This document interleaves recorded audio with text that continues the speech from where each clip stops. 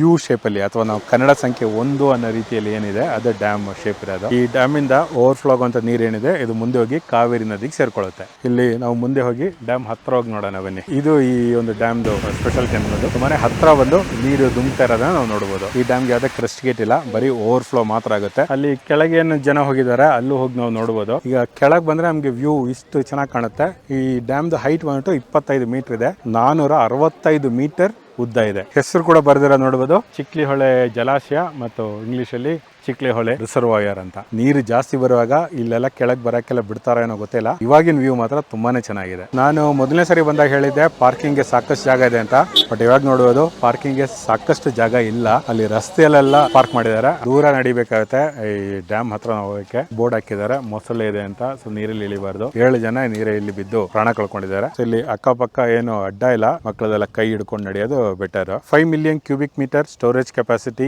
ಈ ಒಂದು ಜಲಾಶಯಕ್ಕೆ ಇರೋದು. ಕೊಡಗು ಜಿಲ್ಲೆಯ ಸೋಮವಾರಪೇಟೆ ತಾಲೂಕಿನ ನಂಜರಾಯ ಪಟ್ಟಣ ಎಂಬ ಜಾಗದಲ್ಲಿ ಈ ಒಂದು ಡ್ಯಾಮ್ ಇರೋದು. 1985 ಇಸ್ವಿಯಲ್ಲಿ ಈ ಡ್ಯಾಮ್ ಕಟ್ಟಿಸಿದ್ದು. ಇರಿಗೇಷನ್ ಅಂತಾನೆ ಕಟ್ಟಿರುವಂತ ಡ್ಯಾಮ್ ಇದು. 865 ಹೆಕ್ಟರ್ಸ್ ಆಫ್ ಲ್ಯಾಂಡ್ ಗೆ ಈ ಡ್ಯಾಮ್ ಇಂದ ನೀರು ಸಪ್ಲೈ ಆಗುತ್ತೆ. ಇಲ್ಲೇ ಕಾಣ್ತಾ ಇದೆ ನೋಡಿ ವಾಟರ್ ಗೇಟ್, ಇಲ್ಲಿಂದಾನೆ ವ್ಯವಸಾಯ ಮಾಡಕ್ಕಂತ ನೀರು ಬಿಡೋದು. ಮುಂದೆ ಕಾಣ್ತಾ ಇರೋದು ಕಾಲುವೆ ಇದೆ, ಆ ಕಾಲುವೆ ಮುಖಾಂತರ ನೀರು ಹರ್ಕೊಂಡು ಹೋಗುತ್ತೆ. ನಾವು ಅಲ್ಲಿ ಇದ್ರ ಮೇಲೆ ನಡ್ಕೊಂಡು ಹೋಗ್ಬಿಟ್ಟು ನೀರು ಬೀಳ್ತಾ ಇರೋದು ನೋಡಬಹುದು.